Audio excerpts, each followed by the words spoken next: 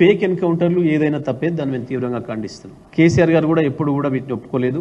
గతంలో మా ప్రభుత్వం ప్రారంభమైన కొద్ది రోజులకే ఒక ఎన్కౌంటర్ అయ్యి ఒకరు చనిపోయిందని చెప్పి తెలిస్తేనే వెంటనే కేసీఆర్ గారు పోలీసు ఉన్నతాధికారులందరినీ కూడా పిలిచి గట్టిగా చెప్పడం జరిగింది.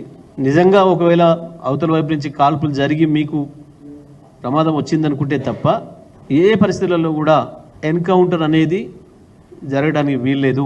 చట్ట ప్రకారమే పోవాలి.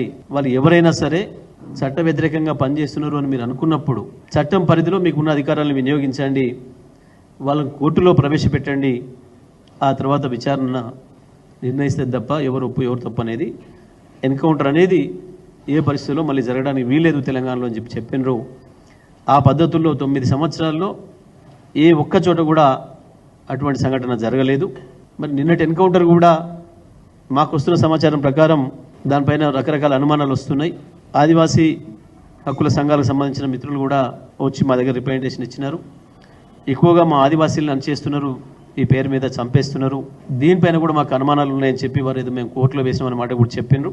ఎట్టి పరిస్థితులలో ఎన్కౌంటర్లు ఫేక్ అయితే తప్పకుండా అధికారులపైన చర్యలు తీసుకోవాల్సిన అవసరం ఉంటుంది. అవి ఏ కేసులైనా సరే తప్పుడు కేసులు పెట్టినట్టుగా ప్రభుత్వం నుంచి ప్రభుత్వం అధికారంలో ఉన్న పార్టీ నుంచి వచ్చిన ఒత్తిళ్లతోనే లొంగి తప్పుడు కేసులు పెట్టినా ఇటువంటివి చేసినా సంబంధిత అధికారులపైన చర్యలు ఉంటాయి. మేము ఫేక్ ఎన్కౌంటర్లు తప్పకుండా ఖండిస్తాం, అందులో సందేహం ఏం లేదు.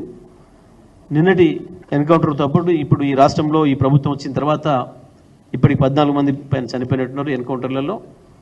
తప్పకుండా అన్నిటిపైన కూడా ఎవరు అనుమానాలు వ్యక్తీకరించినా, వాళ్ళ కుటుంబ సభ్యుల అనుమానాలు వ్యక్తీకరించినా విచారణ చేయాల్సిన అవసరం అయితే ఉంటుంది. పోలీసులు కూడా జాగ్రత్త తీసుకోవాలని చెప్పి కూడా మేము ఈ సందర్భంగా తెలియజేస్తా ఉన్నాం.